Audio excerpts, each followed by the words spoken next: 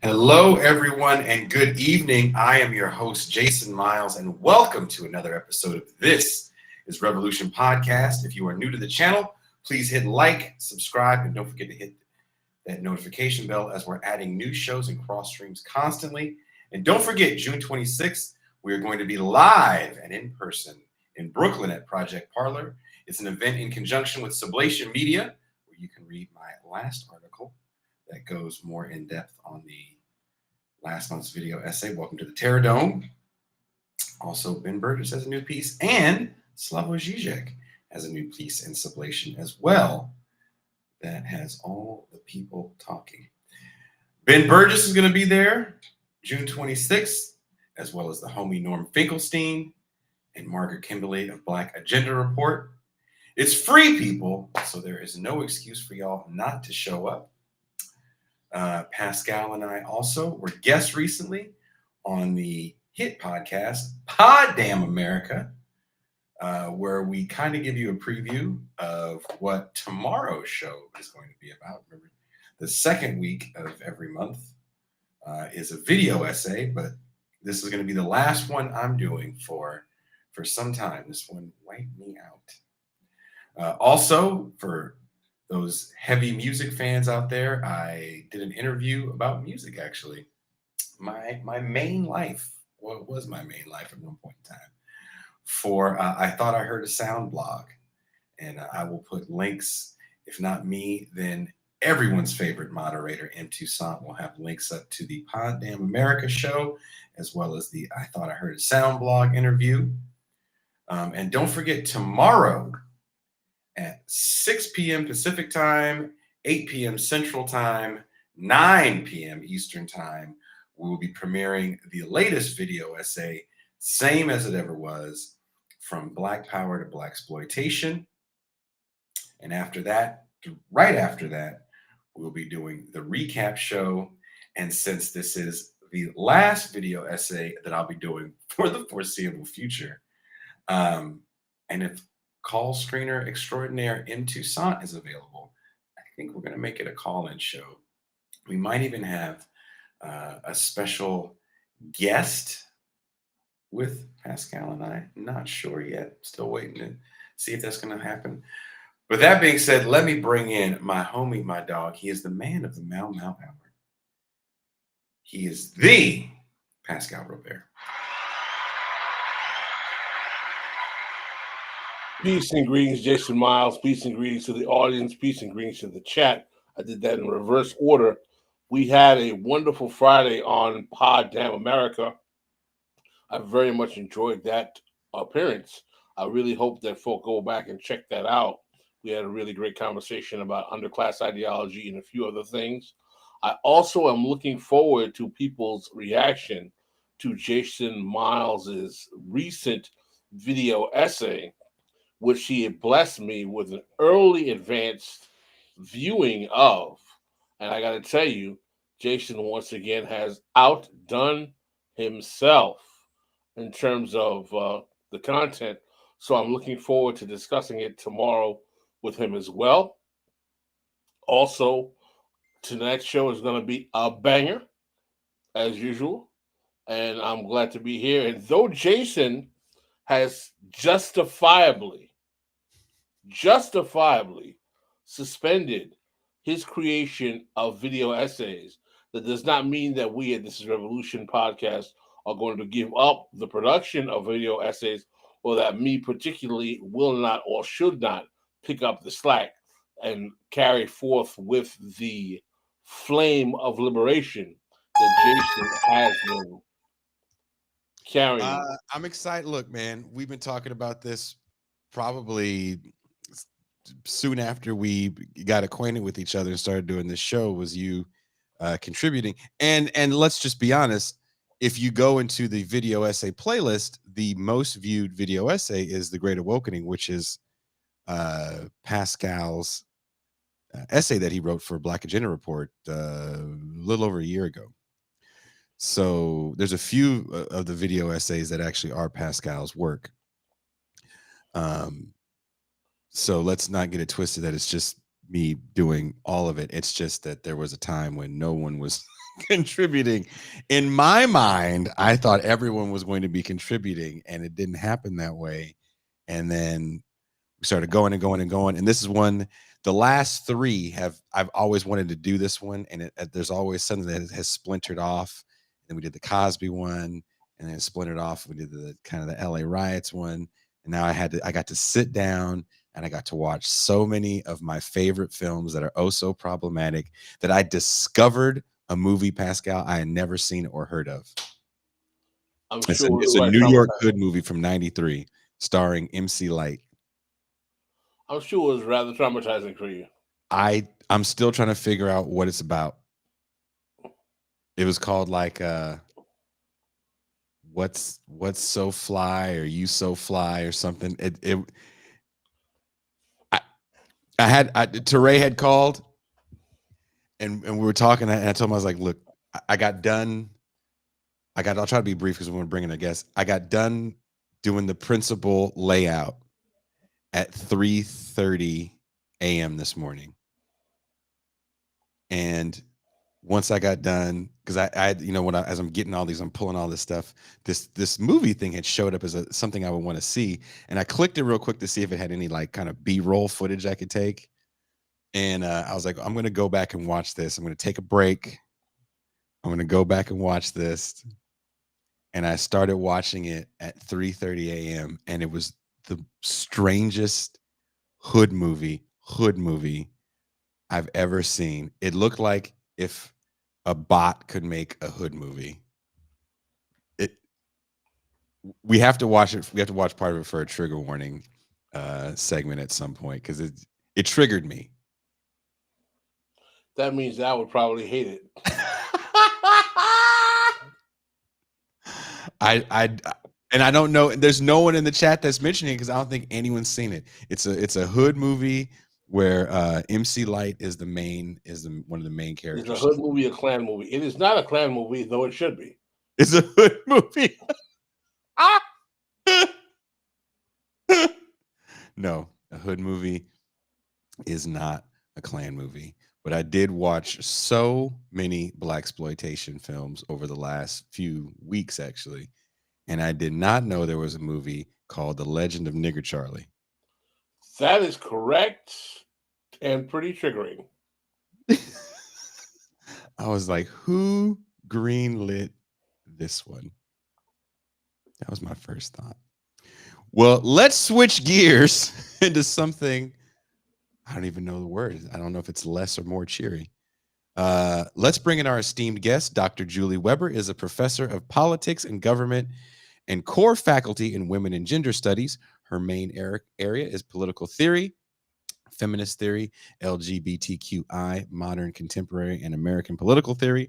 Her work ranges from school violence to comedy theory and satire in American politics. She wrote the book that I've been reading while doing the research for the video essay. I was also switching back to her book. So You'll have to excuse me if I'm a little scatterbrained, because it's one thing to read 25 academic articles on Black cinema and the importance of Sweet Sweetback's badass song, and then reading Julie's very dense book about Columbine. So please welcome, coming all the way live, Dr. Julie Weber.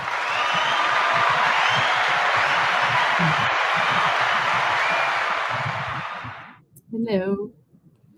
Welcome, Dr. Weber, to This Thank is you for Revolution joining us. podcast. Hello. So I was talking to Ray Reed a few weeks ago, and I was like, do you know where I can get like a Marxist analysis on school shooters? And there's two people I can always ask questions like that to, maybe three: Adolf, Ray, Cedric Johnson. You can always ask those people those questions, right? And they'll give you an answer. And without even like, there's not even a moment to think. He goes, "Oh, I know a woman. She wrote a book about Columbine. Talk to her for you. Blah blah blah blah blah." And next thing we know, we get it all hooked up. And you sent me the book, and I think you sent a note that said, "Just read the introduction." And I told Pascal, I was like, "Pascal, she says just read the introduction, but it's a dense introduction." Pascal called me and goes, "Oh, you didn't lie. This is a dense introduction." So there's going to be some terminology we're going to ask you to parse out for us. First off, before we even get into the deep questions, can you explain the Control Society?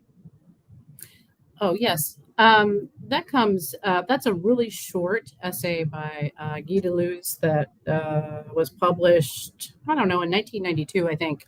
And he was originally a Marxist and psychoanalytic thinker in France. But right before he died, he had come up with this idea of the Control Society, which is where we move out of the disciplinary society, which is, if you think of the disciplinary society, you can think of it kind of as the industrial society. I'm hedging there, but there's some differences. But for practical purposes, think of the disciplinary society as the industrial society for the most part, 20th century. We were moving more into this control society where it's less about having, free time and free labor, all the things that, for example, unions and early Marxists fought for to get free time, right? Like weekends and vacation and space after work and your own spaces in civil society. The Control Society begins to kind of train workers to be flexible, right? And that's part of the neoliberal line that where you mix work and play, work and leisure. I saw an ad the other day. It was like a joke, I think, for business owners that were trying to attract young people to work for them. And they said, they had a list of things, $14 an hour. You can do selfies all day long at work. Sad, right? Sad. And so it's this kind of thing. And the Control Society is more about, you have to have kind of passwords for everything. I mean, that's something I think we can all kind of understand, right? Every aspect of your life becomes a little bit more minuscule. And a lot of that happens because we do most of our work online, but it goes along with the way the economy shifts online. And so all of our banking, all of our credit, all these things, if you look at China's social credit, all of these things become these minuscule ways of controlling your behaviors in a different way, rather than being in a large organization where you're controlled, or a factory or a school, and you're controlled through other kinds of norms. Now you're controlled through these kind of micro norms that, devolve around things like your credit score, your normative behavior, how you act, how you conduct yourself. So that's the Control Society. Does that? Thank you for I was very close to trying to hit you up with some of the questions I had while I highlighted a lot of the book. I was like, should I mess with her? I was like, no, I'll leave her be. One of the things that I really appreciated about your book, and particularly from the introduction, is how you talk about what, in a Marxist terms, is kind of what's called superstructure. and how Mhm. much the assumptions that we have about superstructure, family life, education, institutions outside of the base economy, and how there's never enough discussion about how those things can lead to the phenomenon that we're talking about Mhm. that basically become these shootings. But one of the things that I found particularly fascinating is how you discuss corporatism and corporations and how the infrastructural internal this way in which corporations and corporate structure invade every aspect of our society Mhm. is something that is not really analyzed effectively in terms of how the reduction to regimen affect and can be possibly proliferating these phenomena. Can you talk about that for us? Oh, it's everywhere. And I mean, I experienced it all day today at the airport. And I think about it while I'm experiencing it. I mean, even at the airport where, you can tell that for example, flight attendants have been trained to act in a certain way, and it's all been decided by a certain corporate line, right? But it's not human, right? And so my flight was, for example, the plane broke down, and they were handing out these cards, and I asked, so you have to call and reschedule your flight, and I said, well, can I just go to the desk and reschedule it? And they said, no, you have to schedule it through. You have to go online and do it or call this number. And I said, well, why can't I just go to the desk and do it? And she just looked at me blankly. Right. It's to the point where, and I'm not in any way casting aspersions on this individual person, but I'm saying that this is a symptom of the way that people are trained. And also right now, while we're having kind of a crisis of capitalism with this inflation and coming out of the pandemic, and the way that basically our whole air system is really a mess. Things aren't running as smoothly, but you don't have workers who can kind of respond in real time. Um, they're not allowed to. They're not Is there a trained to. fear as well? Do you think there's a fear as well? Yes, exactly. I mean, I think that there's fear that they'll be sanctioned in some way, right? And that's what I mean by these sort of minuscule behaviors. Everyone's kind of watching everyone else, and there's kind of, I guess I would call quality control.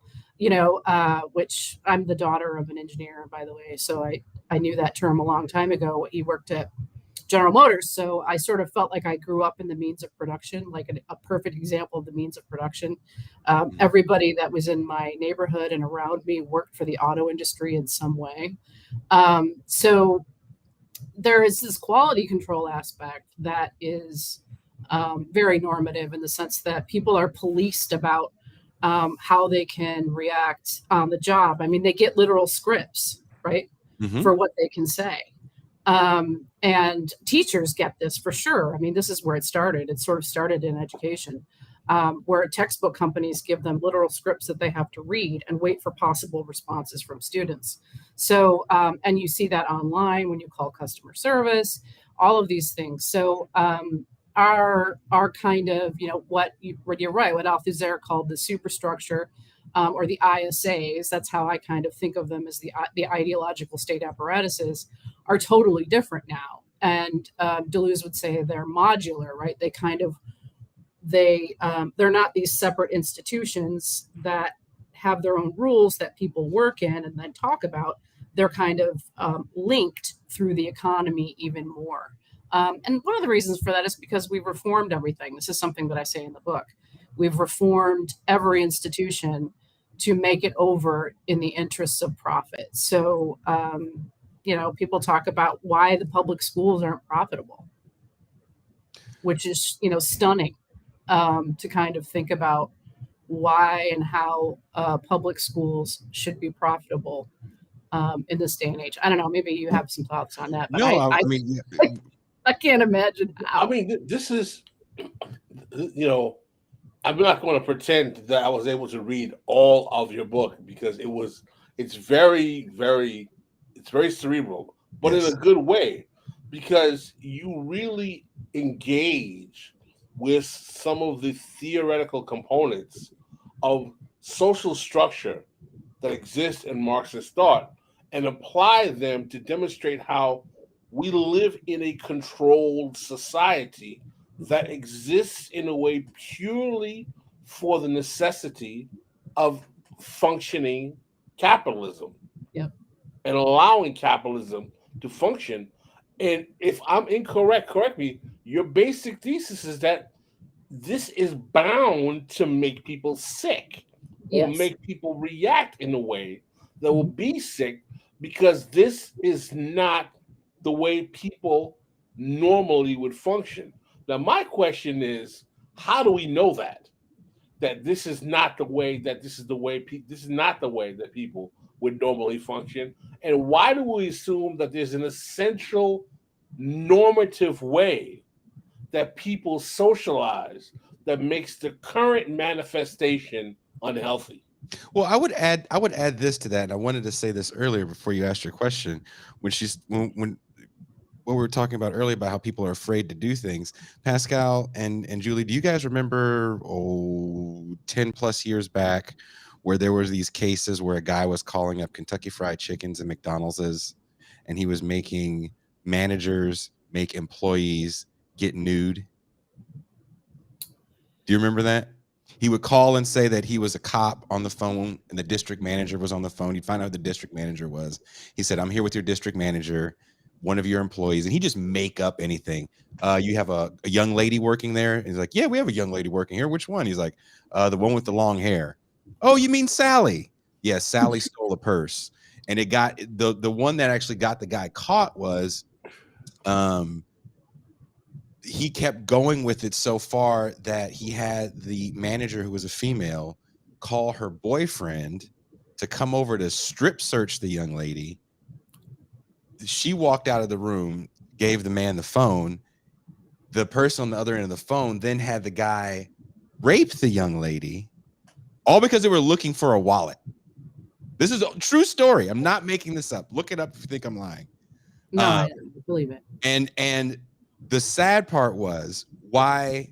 So the victim and the manager both sued. I can't remember if it was McDonald's or Kentucky Fried Chicken. I can't remember which company it was. It was a major company, because they knew about it and they didn't tell their employees about it. They tried to keep it quiet. They made a film about it called Compliance. You can watch it. It actually goes. That is a great term. Yes. But that was what it was. It was only one employee refused to strip search, do a full body cavity search to his coworker, and it wasn't until I think the guy had asked the woman to get rid of the clothes did she finally realize, I don't think I'm talking to an officer here. Well, you don't use the term compliance, but you kind of talk about how the necessity for compliance, particularly in education, is part of the things that is not properly discussed in terms of its correlation to these raid shootings. But one of the things that I like about your introduction, particularly, is that you talk about all of the assumptions that are incorrectly made about what causes these shootings. Can you go into that? Sure. The book before this one that we're talking about was my dissertation. And in that book, it's called Failure to Hold: The Politics of School Violence. I sort of went through, there was an earlier generation of shootings in the 90s, yes, right, that lead up to Columbine. And I watched the media for years. And I watched every second of Columbine. And I will tell you that I know who made their careers off Columbine. Journalists, because I saw them every day. One was Soledad O'Brien. She did. She was featured every day. And I'm glad to see she's kind of done some good things since then. But anyway, so all of these kind of narratives come up then, and you can see. I think Clinton was president at the time for most of this. They were just really kind of ineffective at, and I say this in the book, the second book, really kind of ineffective at responding to what was causing these shootings, because people were like looking to the president, they were looking to the government, and they were saying, you got to figure this out, right? and they were holding these like, White House weekends, where they would have the big ones were violent film. They'd have a meeting with Hollywood executives. Nothing would be done. Then they'd talk about guns, but they never really talked about guns because the NRA was already so strong at that point. They talked about, prior to that, Tipper Gore, they talked about music and lyrics, right? Those are some of the really early ones. Well, Marilyn Manson and Rammstein were supposed to be the problems, and the kids weren't even Marilyn Manson fans. Right, exactly. And the funny thing is, I have some funny stories about this too. Please. I think there was a great example of these kids, and I think it's something that they do a trope on in The Heathers. I don't know if you've ever seen the movie The Heathers. Yes, too many times. And you know how those two football players shoot each other? Yes. I love my dead gay son. Yeah, that. So that I think, I may be wrong, someone could correct me, but I think that is a trope off of something that really happened, where these two guys were listening to these heavy metal lyrics, and I don't remember which band it was, but Judas Priest.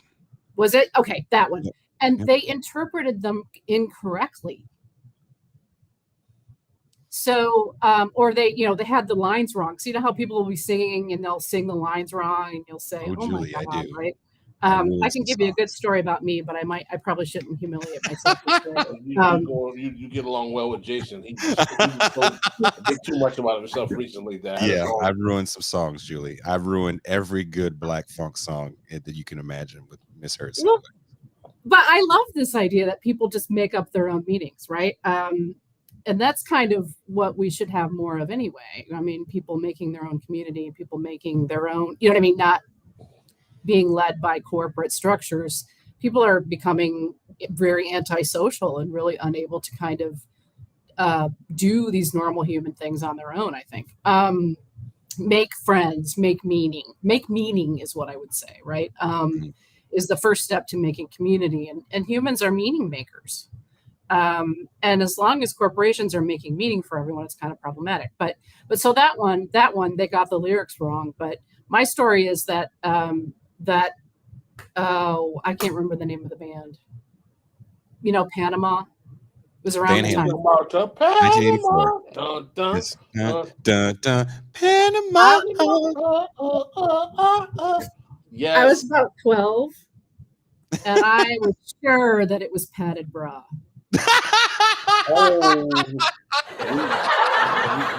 Because that's what I was thinking about. You and Jason are kindred spirits in that one. Wow, you got padded bra from Panama. That was Van Halen, wasn't it? Yes, Yeah. that's the David Lee Roth years. That is from the I love 1984 the David Lee Roth era of 1984. Van Halen. Mm-hmm. That was like 86 to like 89. It's 84 that album Early. came out. Dancing around in my bathing suit, singing padded bra. My You thought That's friends- one of my favorite Van Halen solos. going around singing padded. That scene in Heathers, my favorite part, and that kind of that it's so funny you mentioned Heathers in reading your book. It felt like people were looking for the wrong thing, right? You're constantly asking the wrong question. And if you remember that scene in Heathers where the cop goes, "They were gay," and the guy goes, "Well, how do you know?" He doesn't even look at the note. He grabs a bottle of Perrier water and he goes, "Yes." And they're like, "Oh." Well, this is how I think about how a lot of these shootings are investigated, really. I mean, to some degree, not all of them, right? But and the way the media kind of spins it, and how there's so many mistakes that get made, and it becomes kind of a rumor mill, initially. So, for example, with the unfortunate, Uvalde shootings that happened 2 weeks ago, I have not really looked at any of the coverage because I've learned that I will wait 2 to 3 weeks until all the stories get checked out. And I won't count on anything to be correct until, you know what I mean? I give it 2 or 3 weeks at least before I start looking at it. Well, what does that say also too about where we are as an information society, quote unquote, when after 9/11, there were fake stories about people that said they lost individuals and, raised money, had books written about them, and it was all lies. Meaning And there's currency in misinformation. I mean, still to this day, it's almost like no one wants to double check anything because I have to hurry up and get my story out because we're in a society where, you have to beat the Twitter, which feels almost impossible. So Well, what do we even really know about what happened? About what? I said, so what do we even really know about these situations, about what happens? Right. I mean, one of my other favorite things, and this is like maybe kind of morbid, but I love that there's this kind of sabotage that I guess you'd call them shit posters, right? Do when there's a shooting, and they will put something out on Twitter that's misleading, but they'll do it so that it's in front of politicians. And then the politicians will claim something because they want to be out in front of the story, and it's incorrect. And it's still like there's one that they do over and over again with this like kind of comedian named Sam Hyde. He's been accused of being a alt-right comedian. But they always accuse Sam Hyde of being the shooter. So they'll post it on Twitter. Sam Hyde is the shooter. And then I think there was a congressman from New Mexico, and there was a couple others that immediately just read this and they just posted this, right? And it was incorrect. So I kind of like those stories where some young people will, purposefully kind of sabotage politicians because they're being kind of narcissistic and they want to get out in front of it and they just want to claim that they know something. Someone You know what I mean? Someone had a deep comment here. This in the Hegelian sense, we're definitely a society deluded into a sense of certainty. I was like, "Ooh, I really like that comment. That was JB. That hit me." That's definitely a JB comment. Shout out to JB. So here's the thing, though. So your position is that, and correct me if I'm wrong, these shootings they're not about individual failures of frustrated, sick young boys. They're actually about a society who is structured in a pathological way that at its core is not surprisingly producing pathological behavior. Is that correct? Can you elaborate on that for us? That is correct. It's both and. So it's the society is sick and the society is producing these persons. And I mean, I think it's producing them at all ages at this point, right? I saw a story today that the FBI is concerned that there's going to be a lot more of these kinds of shootings, but also alt-right specific. So, focused on this kind of great replacement theory and, out of Breivik in Norway. And so there is that element to it, right, in some of these shootings. And those I don't include in my analysis. So, for example, I wouldn't include, I did include Breivik, but there was a specific reason for that. But these ones that are directed, that are really driven by hate, that are driven by racism, that are driven by Christchurch. Yes. I mean, they're tangential to what I look at, sort of, but in most of the cases that I look at, there's not much of that. But I will say it's now. I mean, I would say historically. I mean, if you look at historically, it will become probably that more often, right? So if I write a third book, I don't know if I will.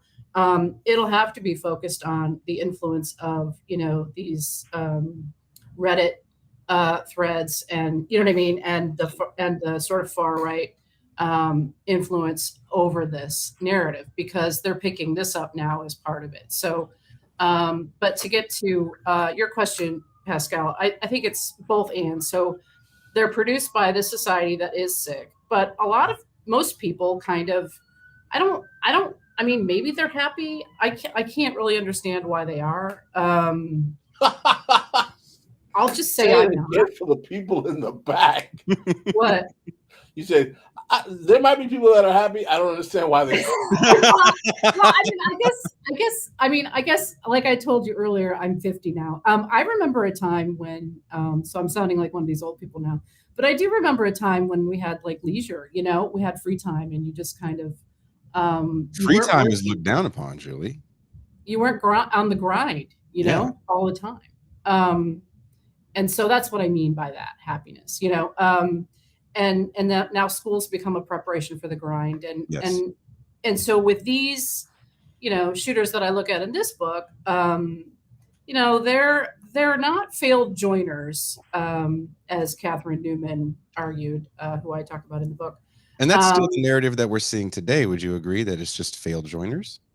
Yeah, because, why wouldn't you want to be a part of this, corporatist orgy? You know what I mean? In some ways, I guess I'm anticipating the argument about Soma or something, right? But it's a little more complicated than that. But I do think that it's both and I think that they fail, but they fail. They're not failed joiners. They fail and they're humiliated in some way. They get stuck in the modulation between these institutions. So let me give some examples. Thank you. Cho at Virginia Tech was put on a psych hold because people thought he was weird. And then what happened? He went on a psych hold. The court put him, there. He was referred to psychiatric services, and then he just fell through the cracks. No one ever contacted him again. Mm-hmm. This is the kind of thing that happens in the control society, right? If you've had a negative experience in healthcare, then you know what I'm talking about. Mm-hmm. You go there, they tell you, one thing is wrong. You get some care for it, but if your insurance won't cover it, they say, fine, just go away. Die elsewhere, yeah, or go be sick elsewhere, yeah.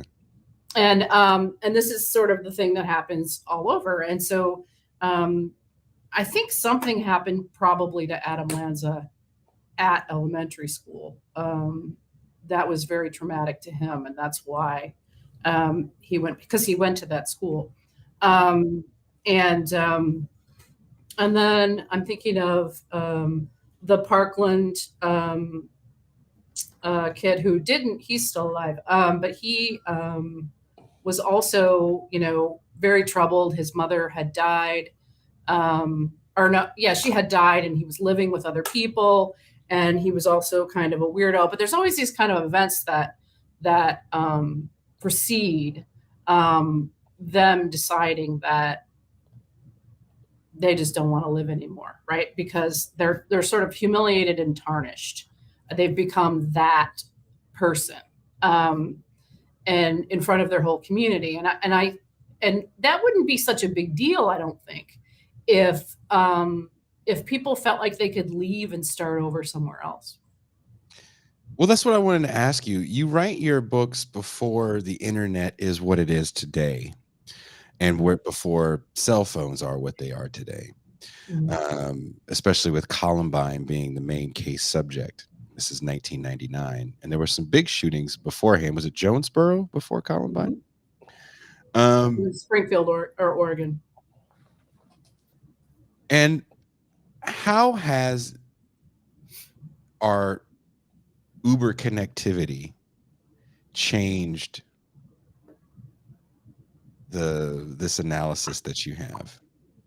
Because you write the book, I think the first book, or not the first book, but Beyond Columbine is like 2007 when you wrote that? No, that's 2017.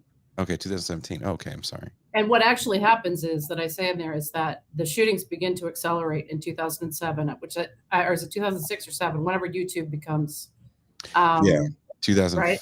I think you said. Yeah, 2006. Comes online. Yeah. And then you see a spike, and they continue from there. So it's really, they start to learn about other shootings, and they learn how to cite other shootings from being online.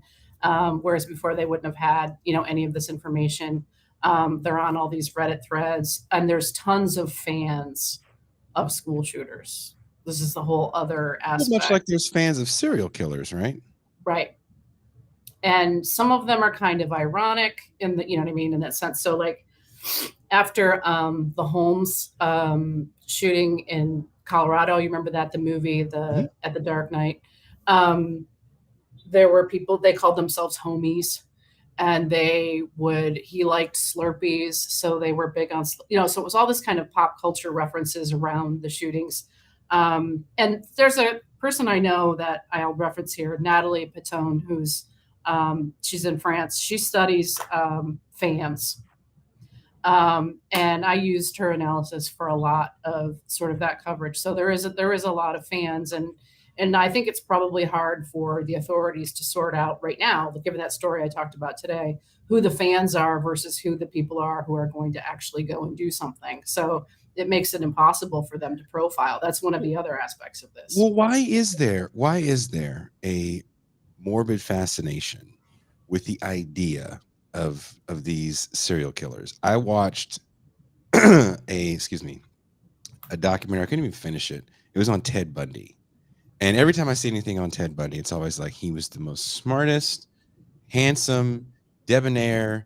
And I'm like, well, isn't the character in Silence of the Lambs based off Ted Bundy? He just walked around with the fake cast and hit women upside the head that were unsuspecting and put them in his car. That is not, he's not a pimp and and convincing them with his Dracula-like mind powers to get into his car.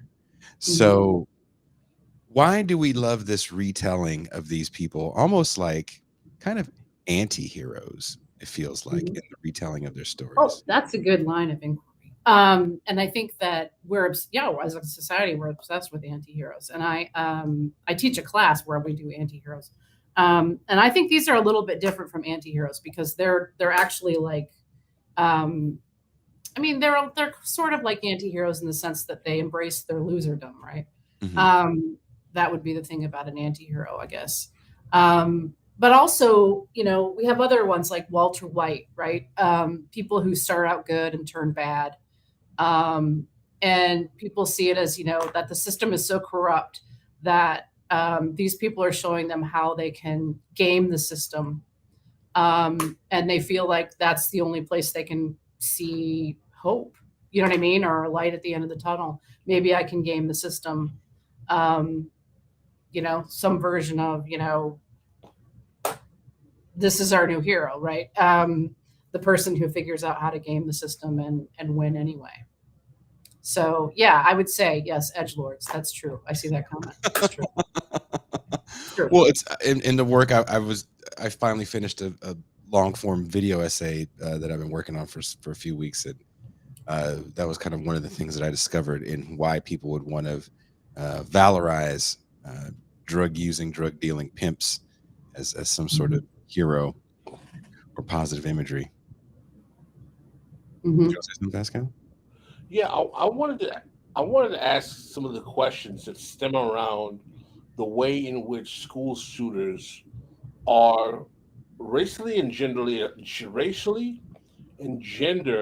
essentialized, and how there are this kind of pop psychological attempt to say, well, those white men, those young white males can't have a gun around them. They'll just pop off. This consistent discourse and rhetoric around how this violence is endemic to white maleness of a certain age and generation, and how it's indicative of a certain kind of essentialized pathology among that particular demographic. What are your thoughts on that kind of discourse? 2, do you see it being leveraged even in reputable places like in academia? And 3, what are the effective ways to really rebut those types of pathologizations? Oh, well, you're into, I've thought about writing an op-ed, but I'm not, as you can tell, I'm a dense writer. So that would be a challenge for me. Maybe I could get some help. But no, I don't like the toxic masculinity thing at all. I think there are toxically masculine persons. I just don't think they're these shooters, and I don't think it's something that can just be applied to every analysis where a man, whatever his race, is bad. I think it needs to be thought through. And so, especially in the case of these shooters, I don't think so, because they're actually picked on by what I would call toxic masculinity. Well, that's interesting that you say that, because I read an article before we did the show that said 80% of all these shooters committed some sort of violent act against women. Mm-hmm. Ergo, men that are violent towards women will be a school shooter. I didn't really go along with the rationale, but no, I don't either. And I'll tell you why.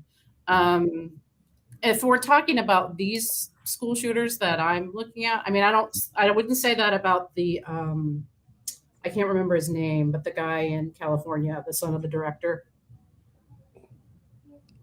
Oh, the guy in Santa Barbara? Yeah, I wouldn't say that about him.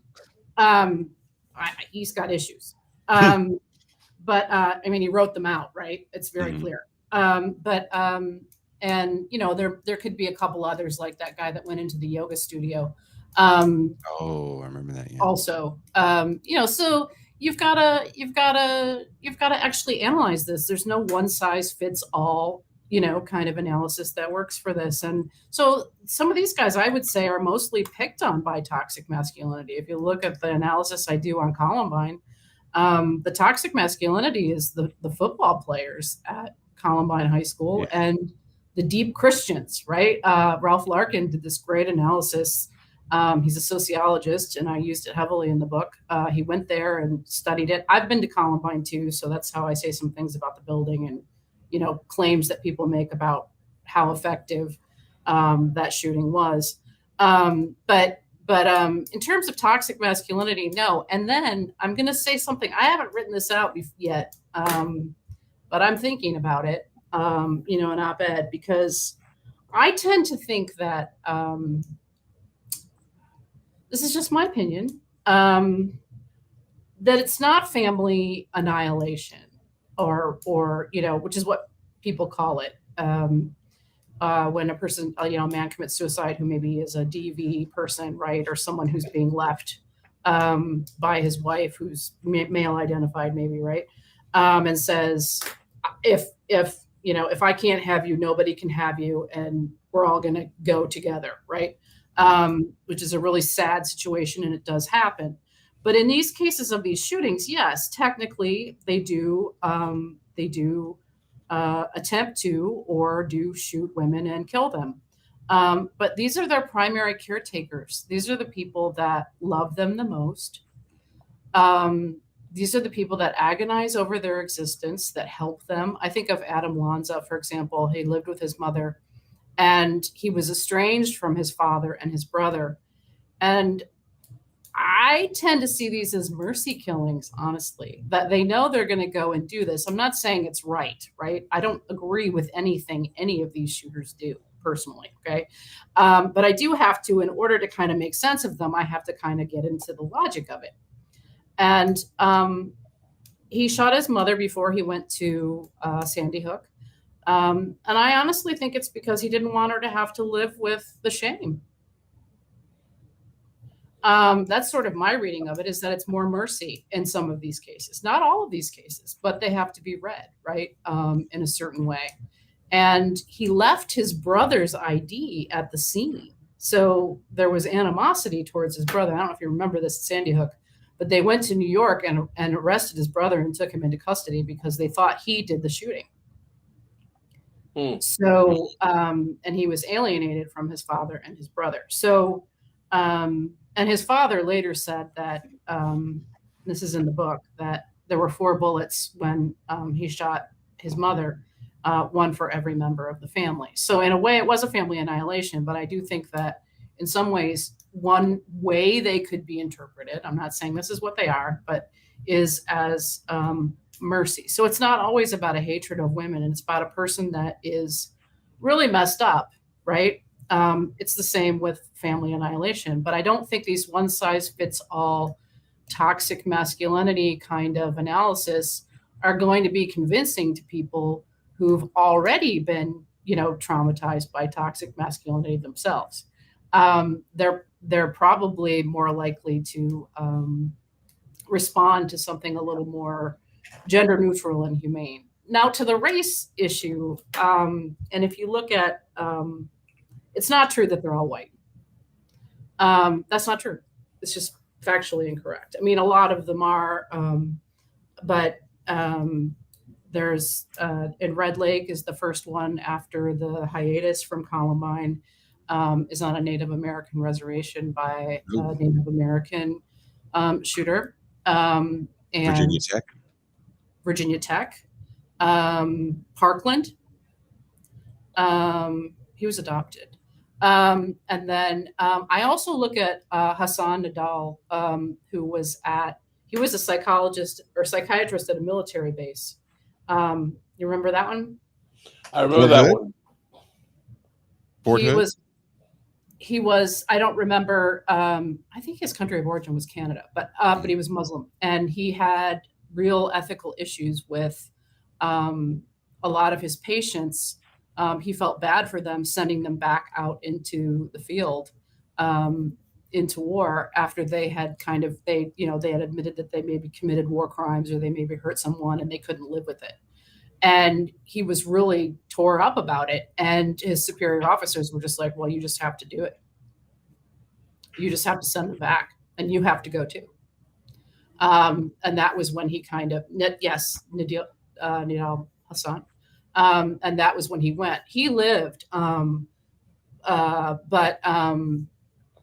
he was targeting other soldiers. He wasn't targeting civilians in that shooting. And the Pulse nightclub shooter. The Pulse nightclub shooter, this is an interesting one. I don't know if the media ever really backtracked and made good on this, but they made a big deal about that shooter picking the Pulse nightclub because it was a gay club. That's not the case. According to court documents, his wife said he picked it out of a phone book. Whoa. Wow. Whoa.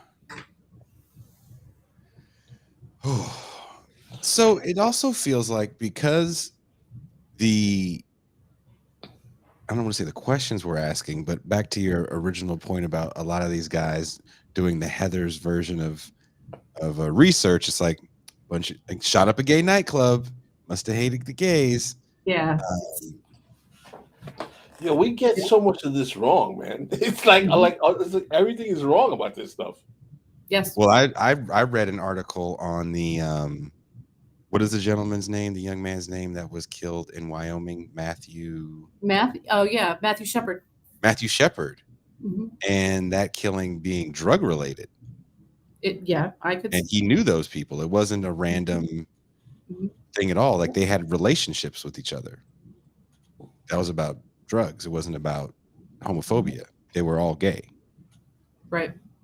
I mean, I hadn't heard that, but I could totally see that. I mean, that makes sense. That's an interpretation that makes sense. And if that's, you know what I mean?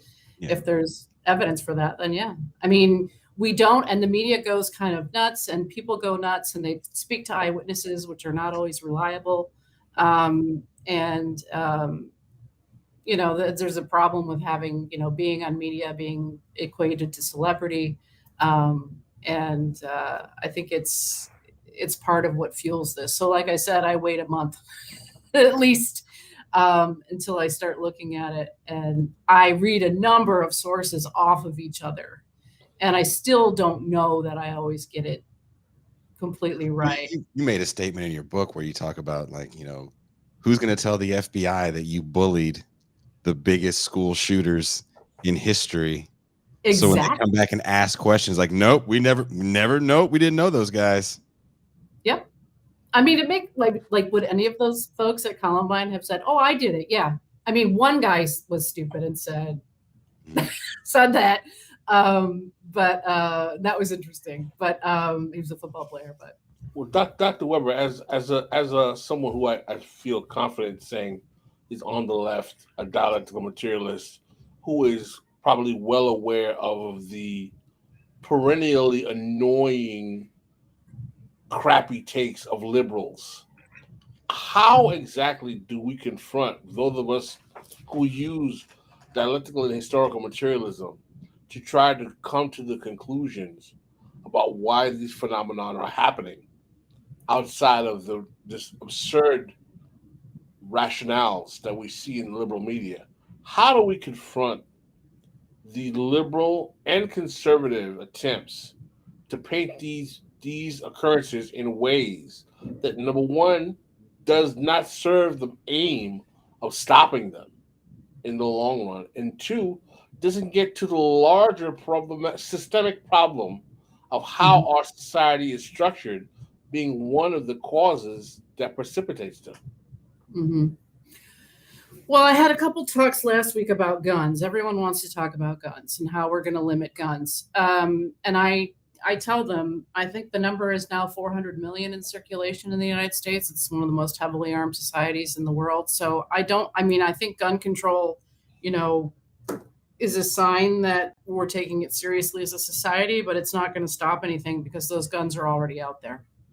And people will sell them and there's no way to track them. So my argument is what can we do? You're asking me, not what needs to be done, like who's going to do it. Right. Because liberals aren't going to do it. I guess, confronting, for my part, I don't know. There's so many factors. You've stumped me. I could say that, we need more community. We need to build community at the local level. We need to vote at the local level. We need to stop paying attention to these celebrities for sure, and stop paying attention to these politician celebrities. If Nancy Pelosi texts me one more time, all of a sudden she's upset that the Republicans are going to win the midterms. Well, who knew, right? So just kind of like, so a little late, right? So I think that building community at the local level is a really important thing. Reminding older people and teaching younger people what community looks like, because I think that young people don't get much of an opportunity for it. I could say this for sure from my kids, right? I have twin 12-year-olds. We did go through the pandemic and that was rough too. But I also think that, knowing that friendship and trusting people, your neighbors, people in the community, doing things to help people, relying on each other is more important than the grind.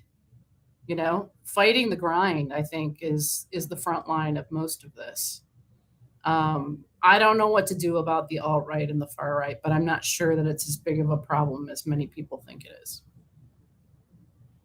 It might be, but it just depends. Was that a terrible answer? I'm sorry. I don't know. No, not at all. It was honest. That's why would we want anything else? What's that? I think if we do that, then we'll see more possibilities. Well, there's a nice super chat here by Razorleaf. Thank you for the super chat, Razorleaf. Maybe the libs focus on gun control because they don't want to take on the material roots of mass shootings. Right. Yep. And they're going to lose anyway because they don't have any control over the Senate. So it almost feels like it's just a fundraising mechanism. Yep. Especially because people go so wild over the idea of freedom. I had to watch way too much Ronald Reagan. I was looking for a specific thing he was saying, so I had to watch all these old interviews when he was out of office, actually in the mid-70s. And he just was so big on the idea of losing freedom and the failure of government. And that kind of becomes to me the conversation that you see having when gun control legislation comes up like it is where we are now. One last question I have for you as we are coming to an end. There's always statistics after these shootings come out about mass shootings and what constitutes a mass shooting, where this mass shooting's happening, and it'll be some meme or hot take now, 0 days since last mass shooting. And then someone will then try to combat that by saying, aha, but these shootings you said were mass shootings were in inner city neighborhoods, and they were just colored people shooting each other. So that's different, and that shouldn't count.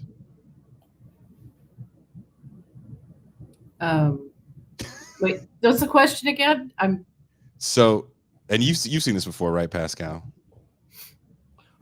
Whether or not something is defined as a mass shooting, depending on the race of the perpetrator. Oh, where right. it is. Yeah. Well, the subway shooting was definitely an attempt, right? There were bombs. It was very much like Columbine in New York, right? Just recently. Oh, no, you're not talking about the guy from the 90s. No, I'm talking about like 2 months ago,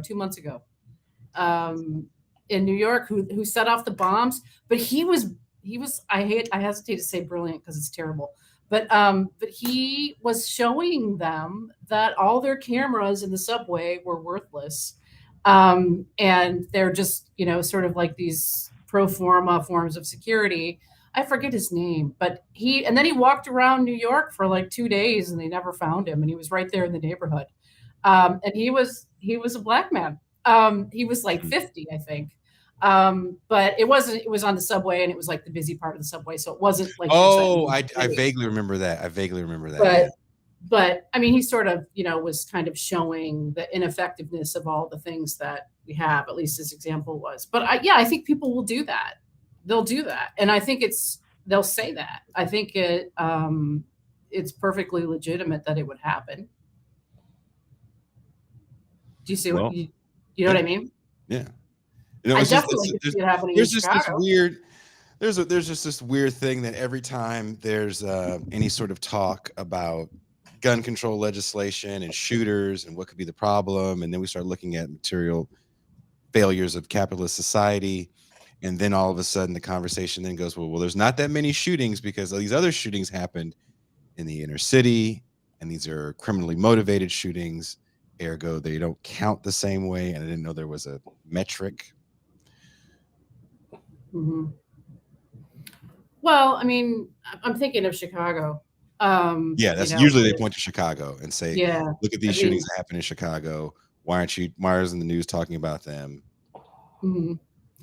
But I mean, I think it's possible for them to happen in a mass shooting like I'm talking about. Absolutely. I mean, it happens in Brazil, it happens in Norway, it happens in, you know what I mean? It's not just, I talk about them in the book, they're global, right? I just wonder if there's been one that we haven't known about because it hasn't hit the media. Yep. It could be. I mean, I remember when JonBenet Ramsey, if you remember JonBenet Ramsey, there was this case at the same time, which was Girl X. They called her Girl X because they didn't give her name. She was in Chicago. And she was a little African-American girl who disappeared in the same way. But the media never covered her. And it was at exactly the same time. But most of the coverage was of JonBenet Ramsey because the media kind of wants to talk about this, right, as that kind of problem. So, but I think it's entirely possible. And Mark Seltzer has a great book on serial killers in Detroit, if you are interested. Sorry. But, Detroit was such a post-industrial, I mean, I remember growing up, right, it looked like the Soviet Union, like things were falling down and right. And there were all of these, sort of just like dilapidated. And it's because, the GM moved out of the city, and the sports teams moved out of the city. People abandoned the city, white flight, and also middle class black flight. Like people left the city, right? Mm-hmm. But this left all of these spaces in the city unowned, which is a really nice concept that I like that people use when they talk about bullying in schools too. Unowned spaces, and serial killers were really successful in Detroit because there was just nobody there. There was no community. There was nobody there watching. So anybody that was there, mostly prostitutes, sex workers, ended up being targets of, and that's why I call these the dark spaces of our enlightened capitalist control Yeah, system. there's actually a documentary about a serial killer that killed some disgusting amount of women, but the majority of them, if not all, were drug addicted, street walking sex workers. Mhm. And there were witnesses that just didn't even tell the police. Are like, nah, he's not doing anything wrong. Yep. It was I can't think of the name of it. And I want to say it was in Cleveland area. Probably. I mean, Somewhere. these correspond to a level of industrial production or economic decline. You know, I mean, they're directly related. So it's directly related. Well, on that note, it is time for us to go to the Patreon bonus champagne room. So if you guys are patron members, we will be there shortly in the champagne room to take your calls. Yes, it is a call-in show. So if you guys have any comments or questions, I'm sure you guys, I feel like this topic is something that people definitely want to call in and say something about. Please do it. Also, we won't be doing a champagne room on Thursday since we're doing the video essay and recap show on Wednesday. So this is going to be the last time we will be doing the champagne room for the week. So on that note, Julie, thank you so much for taking time to join us today. Thank you for having me. Get ready for a fun, spicy time in the champagne room. I And am. we are out.